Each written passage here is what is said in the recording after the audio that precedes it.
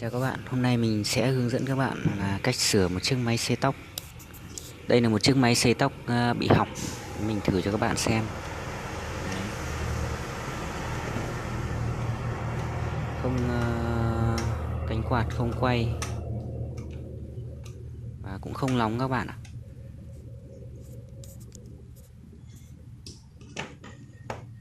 Mình sẽ tháo nó ra.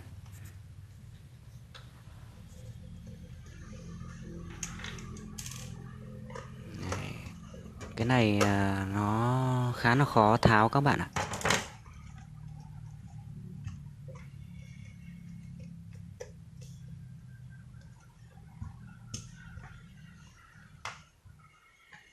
Nó có hai cái lẫy ở trên thân máy và mình phải tìm cách mình tháo ra.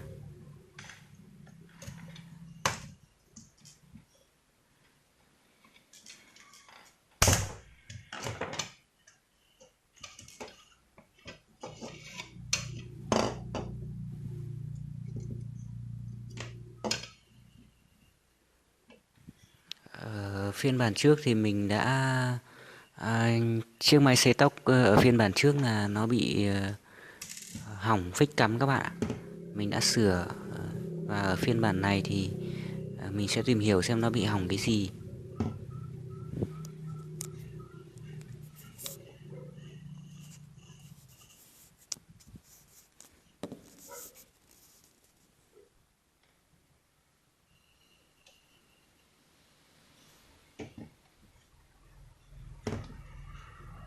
Mình sẽ tháo hết ra xem nó bị hỏng cái gì các bạn nhé.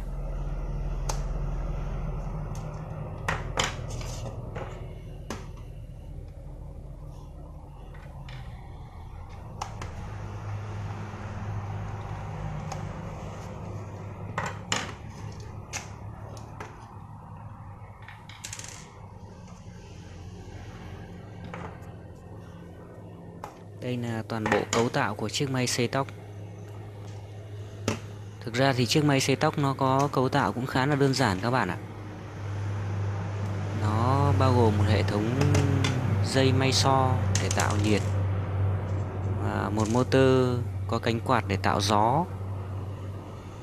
Ở đây ta có thể thấy là trên nó có hai hệ thống dây may xo các bạn ạ.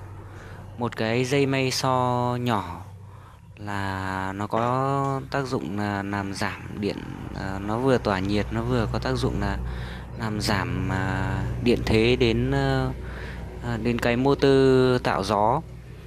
Motor tạo gió này không phải là motor 220V đâu các bạn ạ, nó là một motor điện một chiều. Ở đằng sau motor này mình có thể thấy là có một cái cầu chỉnh lưu để chỉnh lưu thành điện một chiều, và cái motor này mình ước chừng nó chỉ khoảng điện thế của nó chỉ độ khoảng vài chục vôn thôi, khoảng 12V đổ lại. Motor thì rất là bé. Đấy. Còn cái dây may xo mà to hơn là cái dây may xo để tỏa nhiệt đấy các bạn ạ, tỏa nhiệt chính. Mình sẽ thử điện.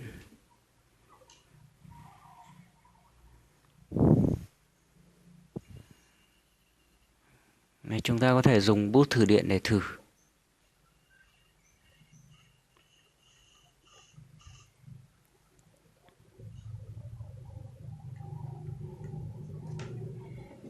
Đấy. Mình đảo chiều đi và vẫn có điện các bạn ạ. Đấy. Như vậy là cái dây dẫn điện của chúng ta hay là cái phích cắm này không bị hỏng. Đấy, và chúng ta sẽ phải tìm xem là cái máy xay tóc này nó bị hỏng ở đâu.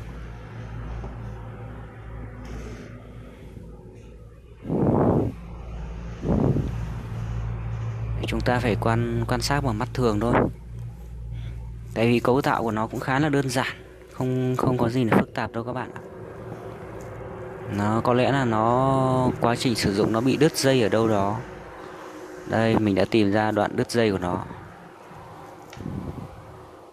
Đấy, đây chính là cái dây mà dẫn đến cái dây may xo nhỏ để làm giảm điện thế đến motor đây các bạn ạ. Cái dây này đứt là motor cánh quạt không quay. Đấy. Lý do hỏng của nó là vậy.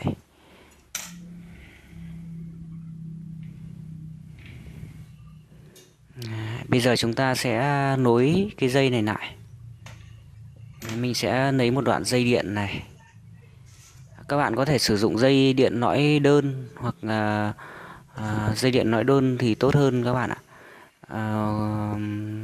Hoặc là dây điện nhiều lõi này thì các bạn sẽ phải tước ra và các bạn quấn lại, quấn chắc để tránh trường hợp là cái dây chúng ta quấn không chắc là nó sẽ bị chạm vào những cái sợi dây may so kia, là có thể là gây ra chập cháy các bạn ạ. Đấy, mình đã cắt được một đoạn và mình sẽ quấn nó lại, tết nó lại thật là chặt.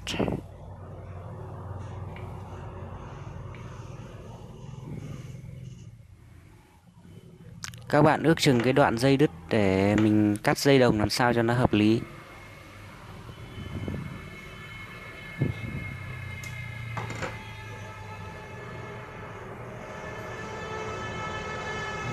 Mình sẽ vê thật chặt lại. Nếu như sử dụng dây nõi đơn thì các bạn không cần phải vê thế này, nhưng mà dây nõi đơn thì mình sẽ dùng một sợi dây đồng to vừa phải. Đây là dây này nó nhỏ lên, mình phải quấn khoảng 4 sợi, 4 đến 5 sợi vào.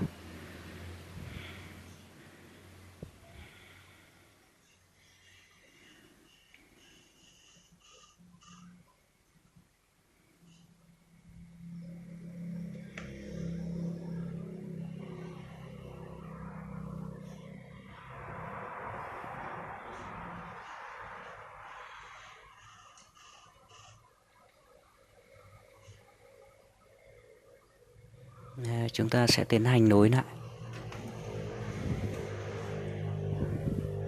Dây đồng này thì cái độ bền của nó sẽ tốt hơn cái dây may so các bạn ạ, nhưng mà khả năng tỏa nhiệt thì kém hơn. Mình sẽ nối lại thật là chắc. Các bạn vê thật chắc vào.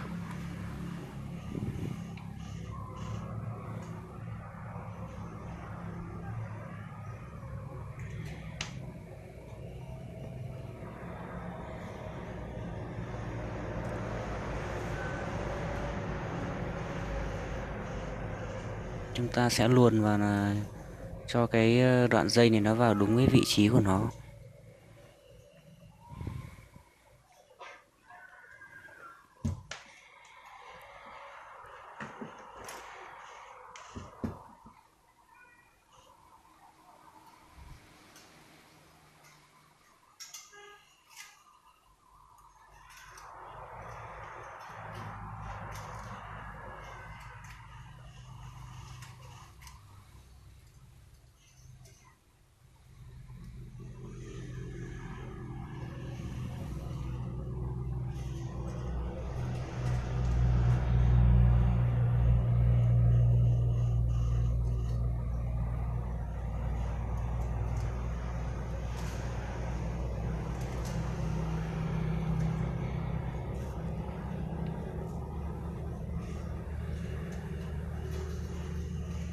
Khá là khó các bạn ạ.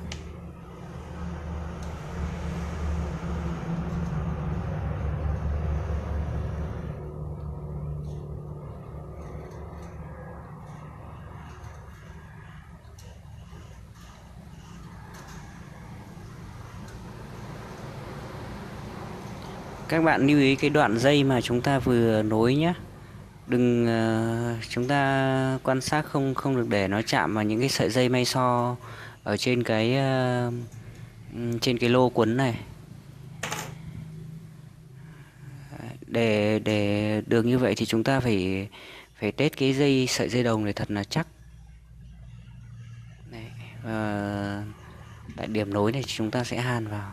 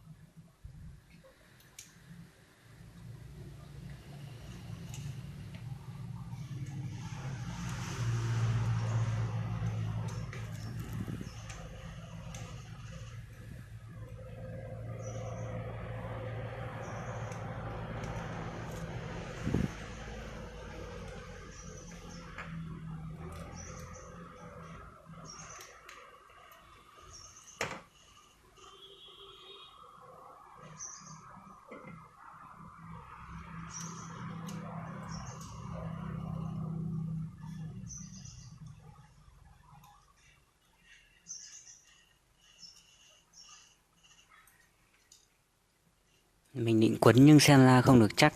Tốt hơn là chúng ta nên hàn. Hàn thiếc và ăn lại là chắc nhất.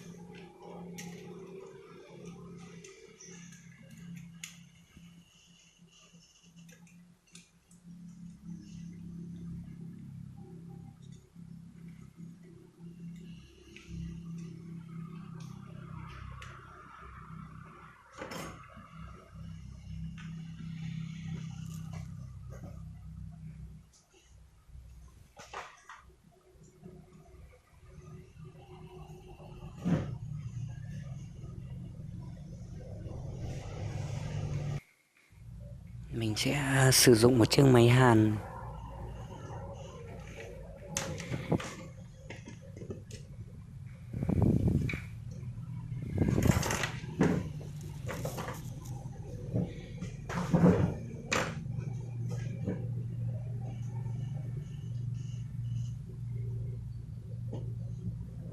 Phải chờ một chút cho nó nóng các bạn. Đây là chiếc máy hàn mình mua trên Sen Đỏ. Nó dùng nói chung là không được tốt lắm các bạn. Có lúc thì vào nhiệt, có lúc thì không vào.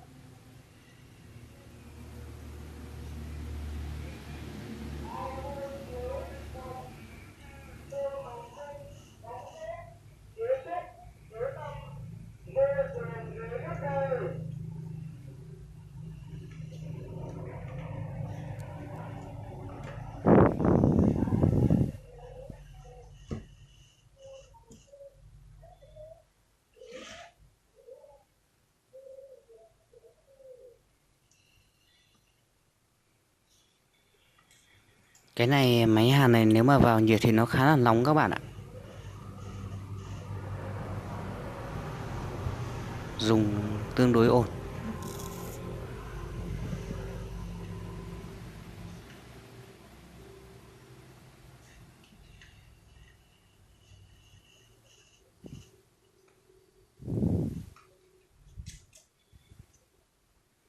Rồi, thế là ok rồi.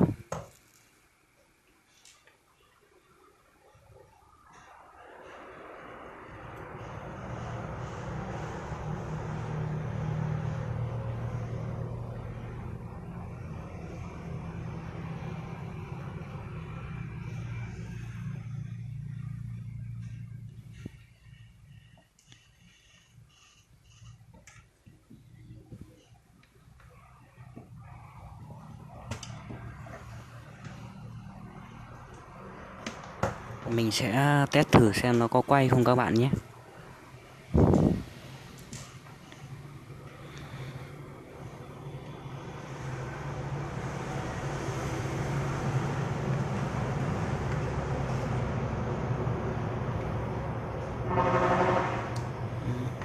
Các bạn phải trong lúc test này các bạn phải hết sức cẩn thận. Như vậy là motor cánh quạt đã quay. Thế là ổn đấy các bạn ạ.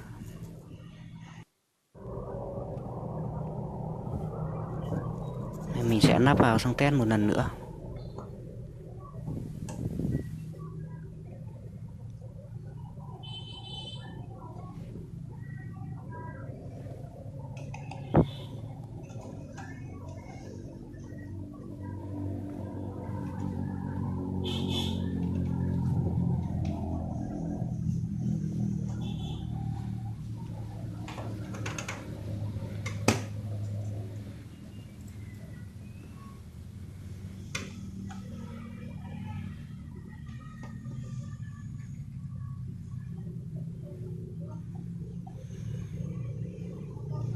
Máy sấy tóc này là một cái vận dụng khá là quen thuộc trong gia đình và cấu tạo của nó cũng khá là đơn giản.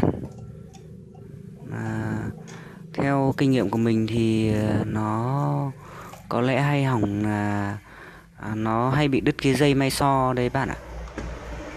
Dây may so đấy là một trong những điểm hay hỏng. Và cái thứ hai là cái phích cắm. Cái phích cắm đôi khi nhà sản xuất họ làm không được tốt, và sau một thời gian mình sử dụng thì cái phích cắm đây nó cũng bị hỏng. Và trong trường hợp đấy thì mình thay phích cắm mới như video trước mà mình đã giới thiệu với các bạn đấy. Ở video này thì mình đã tháo hẳn ra và sửa cái phần dây may so bị đứt. Đấy là những hỏng hóc cơ bản và thường gặp. Còn về phần motor thì mình cũng chưa gặp trường hợp nào nó bị cháy cả.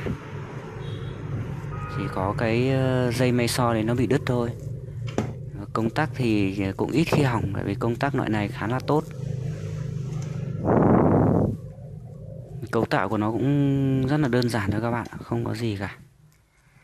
Và nếu như chúng ta tháo ra và mày mò một chút là chúng ta có thể sửa được. Như vậy là đã ổn, mình sẽ nắp nó lại.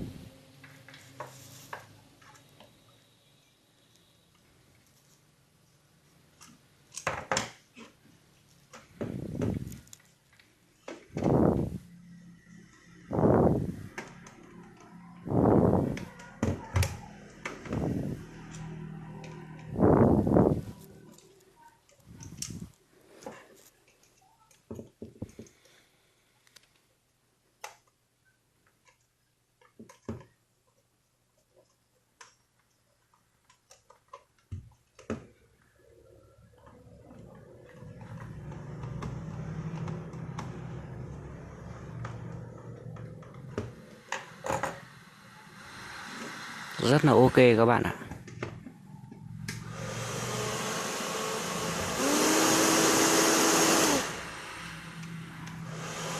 Số và công tắc nhiệt đều ổn. Cảm ơn các bạn đã theo dõi video.